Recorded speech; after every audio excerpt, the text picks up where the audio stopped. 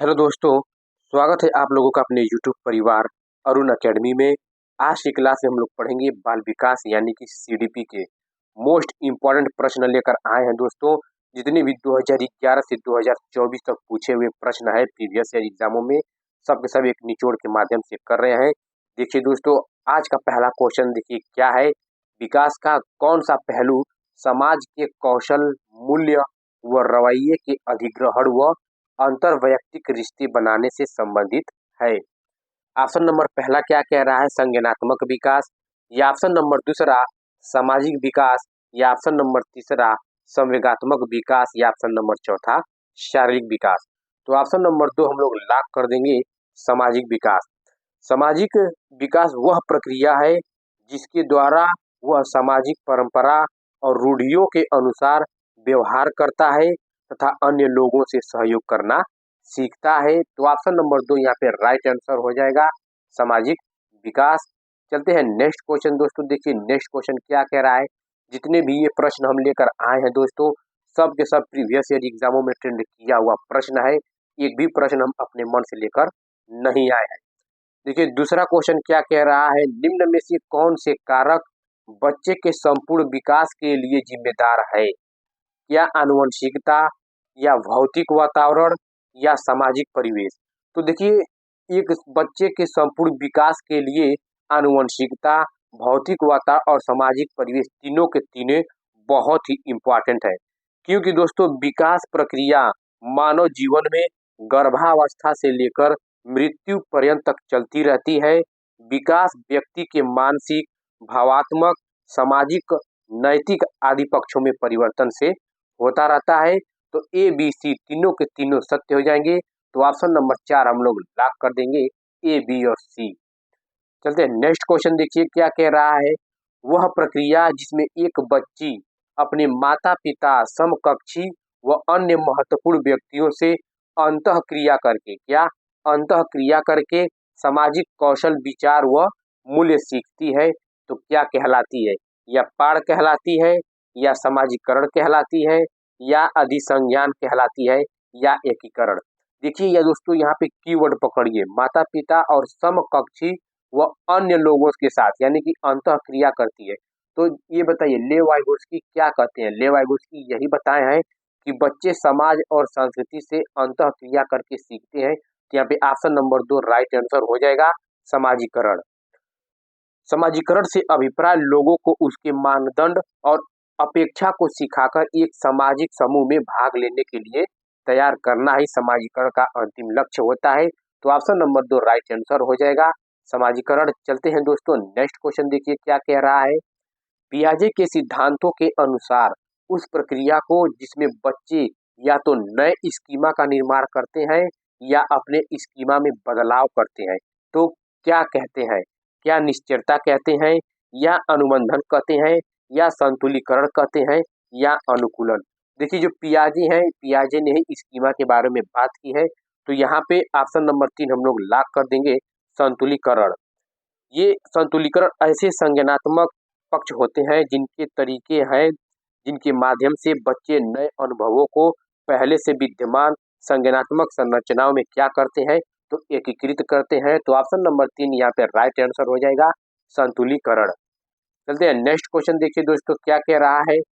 जिन पियाजे के अनुसार मूर्त संक्रियात्मक अवस्था में बच्चे तर्कपूर्ण ढंग से सोच पाते हैं पर उन्हें निम्न में कठिनाई आती है। किसमें कठिनाई आती है, प्रतीकात्मक प्रतिनिधित्व में, या संरक्षण के कार्य में, या परिकल्पित निगमनात्मक तर्क में, या क्रमबद्धता के कार्य में।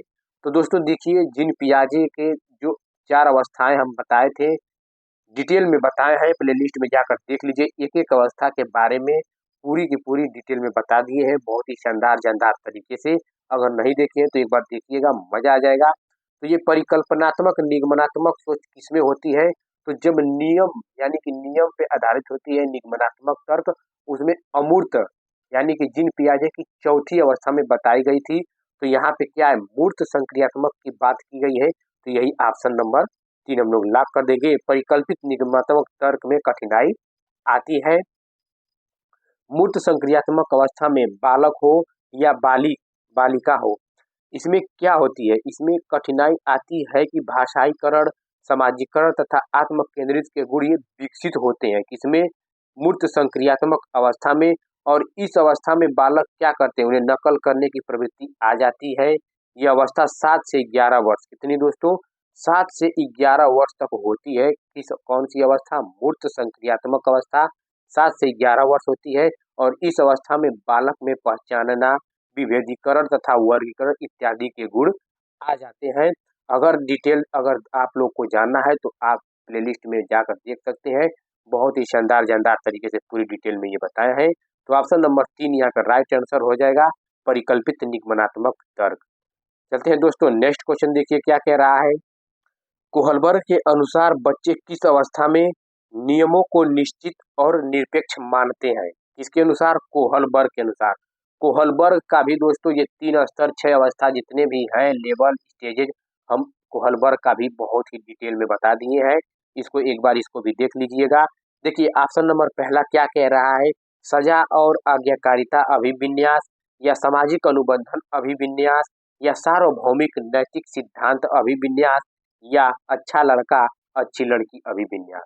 तो यहाँ पे देखिए कोहलबर्ग के अनुसार जो नियमों को निश्चित और निरपेक्ष मानते हैं वो सजा और आज्ञाकारिता अभिविन्यास को दर्शाती है। तो ऑप्शन नंबर पहला ही यहाँ पे राइट आंसर हो जाएगा, क्योंकि कोहलबर्ग के अनुसार बच्चे इसमें पूर्व परंपरागत अवस्था में, जैसे कि पहले चरण में सजा और आज्ञाकारिता अभिविन्यास में नियमों को निश्चित और निरपेक्ष मानते हैं। इसी आयु में बालक के मन में आज्ञा पालन का भाव दंड पर आधारित होता है। तो ऑप्शन नंबर पहला राइट आंसर हो जाएगा, सजा और आज्ञाकारिता अभिविन्यास। चलते हैं नेक्स्ट क्वेश्चन, देखिए क्या कह रहा है। निम्न में से किसे सामाजिक रचनावादी सैद्धांतिक के रूप में भी जाना जाता है। देखिए रचनावादी सैद्धांतिक के रूप में किसे जाना जाता है, बीएफ स्किनर को, लॉरेंस कोहलबर्ग को, जेपी गिलफोर्ड या ले वाइगोत्स्की को। तो दोस्तों यहाँ पे हम लोग ऑप्शन नंबर 4 को लॉक कर देंगे, ले वाइगोत्स्की को। ले वाइगोत्स्की को रचनावादी सैद्धांतिक रूप में इसलिए महत्वपूर्ण ज्यादा माना जाता है क्योंकि ले वाइगोत्स्की का कहने का मतलब यही है कि बच्चे समाज और संस्कृति से, आसपास पड़ोस अपने समाज और संस्कृति से इंटेक्ट यानी कि अंतः क्रिया करके सीखते हैं। और जिन पियाजे ने भी रचनावादी पे बात की थी, लेकिन रचनावादी को ज्यादा महत्व ले वाइगोत्स्की को जाता है क्योंकि ये समाज और संस्कृति से बच्चे को अंतः क्रिया करके बताए थे। और जिन पियाजे बताए थे कि बच्चे इंडिविजुअल यानी कि व्यक्तिगत सीखते हैं और नन्हे वैज्ञानिक किसने माने हैं, तो जिन पियाजे ने बच्चों को नन्हे वैज्ञानिक यानी कि छोटे बच्चे को नन्हे वैज्ञानिक माने हैं और जैविक परिपक्वता को सबसे ज्यादा महत्व दिए हैं, तो जिन पियाजे ने दिए हैं। तो इस क्वेश्चन का राइट आंसर ले वाइगोत्स्की हो जाएगा। चलते हैं नेक्स्ट क्वेश्चन दोस्तों, देखिए एक कक्षा में विद्यार्थी समूह में कार्य कर रहे हैं तथा प्रत्यय को समझ रहे हैं। शिक्षक यह देखती है कि एक समूह के सभी सदस्य आगे नहीं बढ़ पा रहे हैं, वह उन्हें इशारे व संकेत देकर उनकी सहायता करती हैं तथा पुनः उन्हें उनके प्रयासों पर छोड़ देती हैं। कक्षा में कौन से प्रत्यय का प्रयोग हो रहा है, क्या अनुबंधन या पार या निष्क्रिय अनुकरण या रटकर स्मरण। देखिए संपूर्ण पैरागोजी में हम बताया है कौन पॉजिटिव टैग्स वर्ड है, कौन निगेटिव टैग वर्ड। जहाँ निष्क्रिय देखिए गलत, जहाँ रटकर मेमोरी, रोजगार, उच्च ग्रेड की बात करें तुरंत, परीक्षा फल की बात करें तुरंत गलत हो जाएगा। तो यहाँ पे हेल्प की बात हो रही है, पार की बात हो रही है, यानी कि पार को ही स्कैफोल्डिंग कहा जाता है। पार का तात्पर्य यानी कि स्कैफोल्डिंग का तात्पर्य एक ऐसी सीढ़ी से है जो उसे अधिगम के उच्चतम शिखर पर ले जा सके।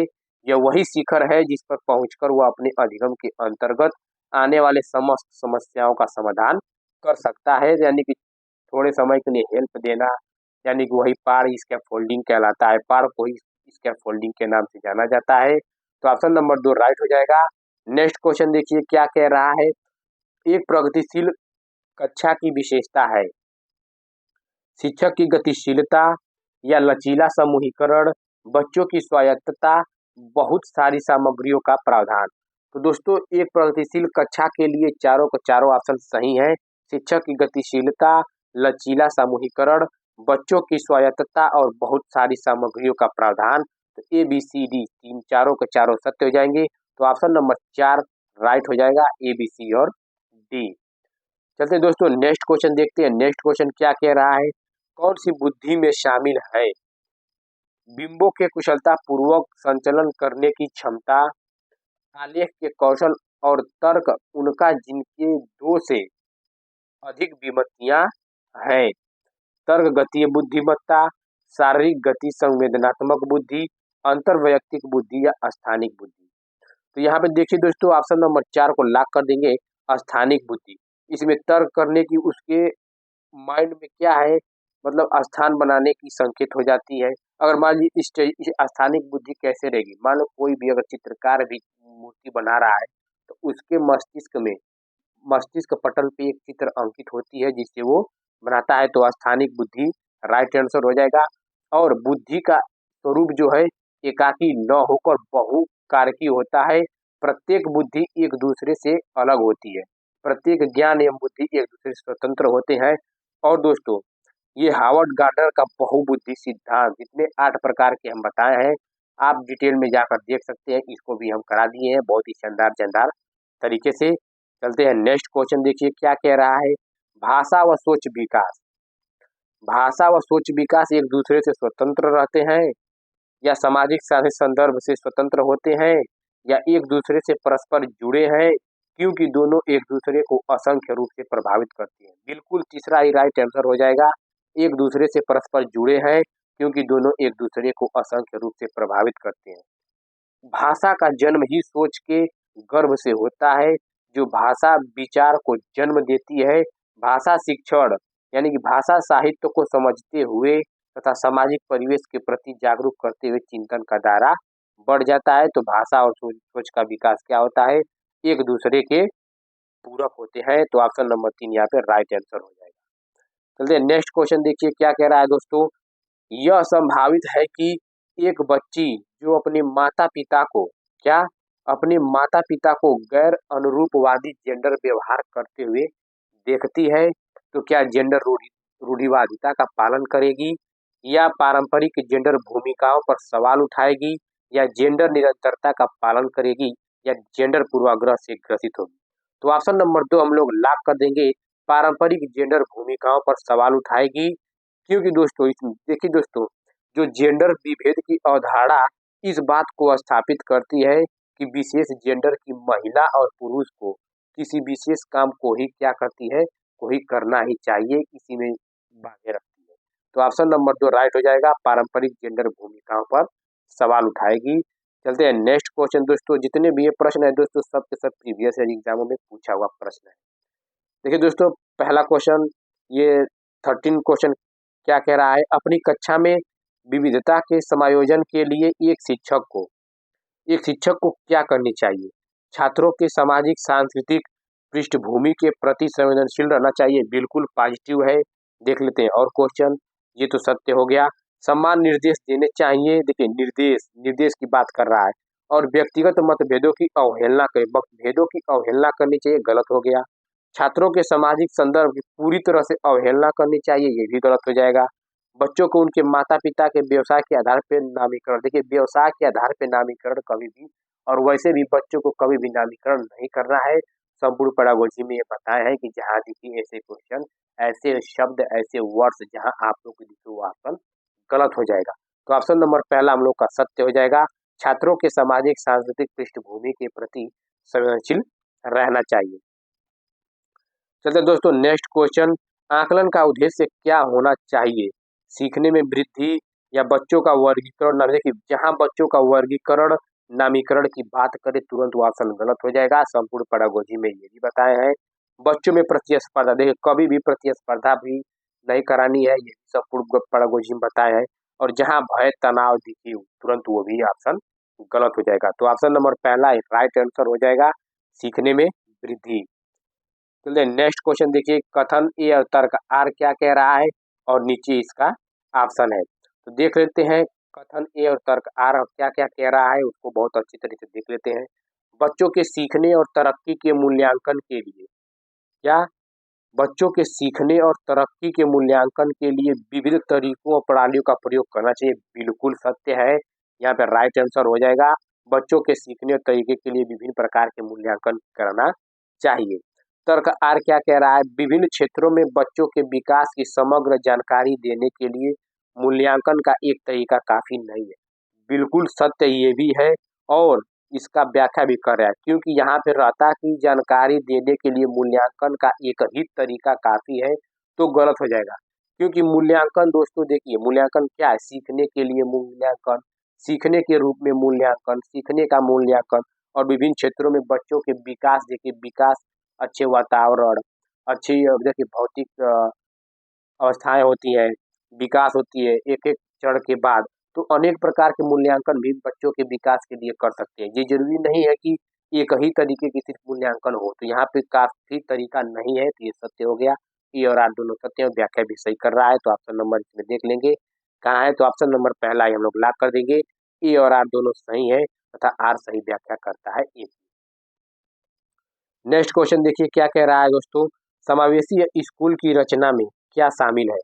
देखिए नामीकरण दोष, देखिए नामीकरण, जहां नामीकरण दोषारोपण दिखे तुरंत गलत हो जाएगा।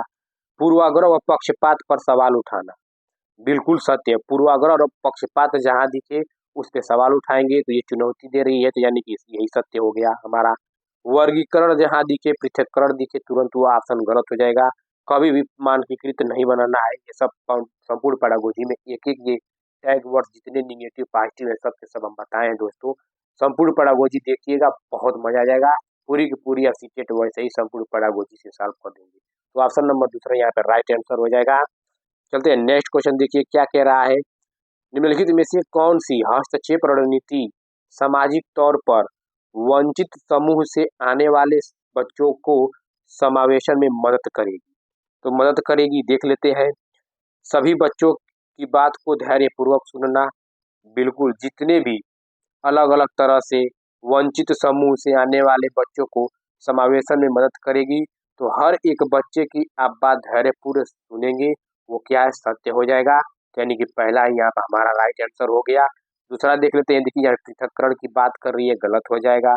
बच्चों की उपस्थिति व सख्त निगरानी, देखिए जहाँ निगरानी की बात करें अनुपस्थिति, तुरंत गलत हो जाएगा।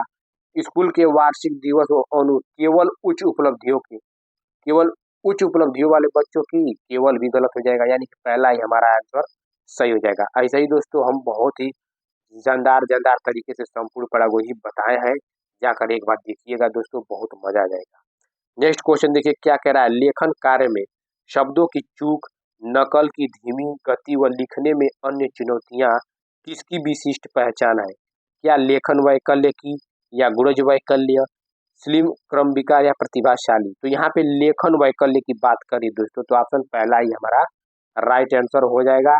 चलते हैं दोस्तों नेक्स्ट क्वेश्चन, देखिए क्या कह रहा है, देखिए आरव ब्लैक बोर्ड के बहुत नजदीक बैठने पर जोर देता है, क्या देता है, जोर देता है, और पढ़ते समय किताब को अपनी आंखों के बहुत पास रखता है, बहुत पास रखता है, ठीक है। ऐसी स्थिति में एक शिक्षक को क्या करना चाहिए। आरव को इस व्यवहार की कड़ी सजा, देखिए कभी भी सजा की बात करें, दंड पनिशमेंट की बात करें, तुरंत वो ऑप्शन गलत हो जाएगा। संपूर्ण पेडागोजी में एक एक निगेटिव टैग ये सब बताए हैं। आरओ की आंखों की जांच के लिए पेशेवर विशेषज्ञ की सलाह लेनी चाहिए, बिल्कुल सत्य, ऑप्शन नंबर दूसरा ही हमारा राइट आंसर हो जाएगा। तो यहाँ पे देखिए बेकार अंक वाले रिपोर्ट कार्ड को उसके माता पिता, ये भी गलत हो गया।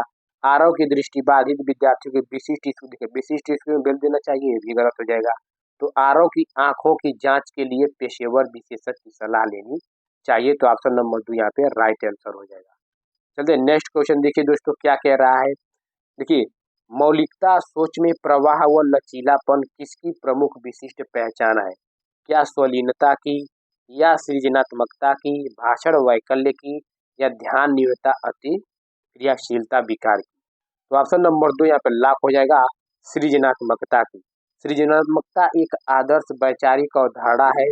यह ऐसी योग्यता है जो व्यक्ति को किसी समस्या का समाधान खोजने हेतु नए प्रकार से सोचने व विचार करने के लिए योग्य बनाती है, तो ऑप्शन नंबर 2 यहाँ पे राइट आंसर हो जाएगा, सृजनात्मकता। नेक्स्ट क्वेश्चन देखिए दोस्तों क्या कह रहा है, प्रभावशाली अधिगम के लिए शिक्षकों को अपने विद्यार्थियों में किन कौशलों का विकास करना चाहिए। किन कौशलों का विकास, समालोचनात्मक सोच, बिल्कुल सत्य। सृजनात्मकता, ये भी सत्य है। समस्या समाधान, बिल्कुल सत्य है। कैसे सीखते हैं यह सीखना ये भी सत्य, यानी कि ए बी सी डी चारों का चारों ऑप्शन सत्य हो जाएगा। तो ऑप्शन नंबर 4 हम लोग लॉक कर देंगे, ए बी सी और डी। चलिए नेक्स्ट क्वेश्चन दोस्तों, देखिए क्या कह रहा है। कथन ए क्या कह रहा है। सहयोगात्मक अधिगम को सुसाधित करने के लिए शिक्षकों को विद्यार्थी में आपसी संवाद को प्रोत्साहित करना चाहिए। बिल्कुल सत्य दोस्तों। सहयोगात्मक अधिगम को सुसाधित करने के लिए शिक्षक विद्यार्थियों को क्या करते हैं, आपसी संवाद के लिए जितना से जितना प्रोत्साहित करिए, अपॉर्चुनिटी दीजिए और बहुत ही बेस्ट होगा। तो ये कथन तो ये सत्य हो गया। तर्क आर क्या है, सीखना दूसरों की मदद लेकर सह निर्माण की प्रक्रिया है। बिल्कुल सत्य है। जब दूसरे के साथ सीखेंगे तो सह निर्माण की प्रक्रिया भी होगी, यानी कि व्याख्या भी कर रहा है। तो ए और आर दोनों सत्य है और ए आर की सही व्याख्या भी है। तो ऑप्शन नंबर पहला राइट आंसर हो जाएगा। चलते हैं दोस्तों नेक्स्ट क्वेश्चन, देखिए नेक्स्ट क्वेश्चन क्या कह रहा है। बच्चों के सीखने के बारे में निम्नलिखित में से कौन सा कथन सही नहीं है। यहाँ पे दोस्तों देखिए कौन सा कथन सही नहीं की बात कर रहा है। बच्चे चक्रीय तरीके से सीखते हैं। बिल्कुल चक्रीय तरीके से सीखते हैं, सत्य हो जाएगा, लेकिन निगेटिव पूछा है। बच्चे रैखिक तरीके से, देखिए रैखिक तरीके से नहीं सीखते हैं, बच्चे सक्रिय रूप से होकर सीखते हैं। तो यानी कि गलत हो गया। तो गलत का गलत ही पूछा है दोस्तों। बच्चे अपनी गलतियों और त्रुटियों से सीखते हैं, पॉजिटिव है, ये भी सत्य है। बच्चे तब सीखते हैं जब वे सक्रिय संबंध में सक्षम होते हैं। बिल्कुल सत्य है। तो ऑप्शन नंबर 2 यहाँ पे राइट हो जाएगा, क्योंकि गलत का गलत पूछा है। चलते हैं दोस्तों नेक्स्ट क्वेश्चन, देखिए क्या कह रहा है। एक रचनावादी कक्षा में सीखने का केंद्र है। देखिए रटकर स्मरण करना गलत हो जाएगा। वेदन और क्षमता ये सब क्या है, ये सब निगेटिव टेक्स्ट वर्ड्स हम बताए हैं दोस्तों, ये सब गलत हो जाएगा। अनुबंधन सीखने का केंद्र नहीं है, अर्थ बनाना, यानी कि ऑप्शन नंबर 3 यहाँ पे राइट आंसर हो जाएगा। एक रचनावादी कक्षा शिक्षक के साथ अपनी स्वयं की मूल्यांकन योजना में छात्र की सक्रिय भागीदारी का अनुमान लगाती है। तो ऑप्शन नंबर 3 अर्थ बनाना सीखने का केंद्र है। चलते हैं नेक्स्ट दोस्तों, देखिए नेक्स्ट क्वेश्चन क्या कह रहा है। विद्यार्थियों को सक्षम करने के लिए वे अपने सीखने को विनियमित कर पाए, एक शिक्षिका को क्या करनी चाहिए। बच्चों को निष्क्रिय रूप से निर्देशों का पालन करने, देखिए निष्क्रिय रूप से अब बच्चों को पालन करेंगे, देखिए जहां निष्क्रिय रूप दिखे तुरंत वो ऑप्शन गलत हो जाएगा। सीखने की प्रक्रिया पर सख्त नियंत्रण, देखिए सख्त नियंत्रण कभी भी बच्चों को नहीं रखना है, तुरंत वो भी गलत हो जाएगा। बच्चे को स्वयं लक्ष्य तय करने व उसे पाने की रणनीतियों पर काम करें, हतोत्साहित, देखिए यहाँ पे हतोत्साहित की बात कर दिया, ये भी गलत हो जाएगा। यही प्रोत्साहित रहता तो तुरंत सही हो जाता। बच्चों में अधिसंज्ञानात्मक क्षमताओं के विकास पर ध्यान केंद्रित करना चाहिए। तो ऑप्शन नंबर 4 हम लोग का क्या हो गया, राइट आंसर हो जाएगा। ऐसा ही दोस्तों संपूर्ण पैडागोजी आप लोग देख लेंगे तो आप लोग को जो क्वेश्चन भी नहीं आएगा तो कौन सा निगेटिव है कौन सा पॉजिटिव है, उसी के माध्यम से ही आप लोग क्वेश्चन सब कर लेंगे। देखिए छात्रों को प्रभावी समस्या समाधान को सक्षम करने के लिए क्या, सुलझाए हुए उदाहरणों पर विचार करने के लिए प्रोत्साहित। देखिए पहले ही पॉजिटिव निकल गया तो हमारा ये पहले ही सत्य हो गया। देखिए यहाँ पे निष्क्रिय दिया है, गलत हो जाएगा। हतोत्साहित दिया है, ये भी गलत हो जाएगा। यहाँ भी हतोत्साहित दिया है। ऐसे ही आप लोग संपूर्ण पैडागोजी देख लेंगे, तुरंत पॉजिटिव निगेटिव टेक्स्ट वर्ड के माध्यम से आप सब सॉल्व कर देंगे। तो ऑप्शन नंबर पहला ही हमारा राइट आंसर हो जाएगा। नेक्स्ट क्वेश्चन देखिए दोस्तों क्या कह रहा है। एक प्रभावी शैक्षिक रणनीति है, सीखने की प्रक्रियाओं पर शिक्षण का पूर्ण नियंत्रण। देखिए शिक्षक का पूर्ण रूप से नियंत्रण रहेगा, तुरंत गलत हो जाएगा। क्या हो जाएगा, ये पूर्ण रूप से शिक्षक के नियंत्रण की बात कर रहा है। कभी भी देखिए बालक को हमेशा भगवान का दूसरा रूप मानकर आपको आसन देखना है।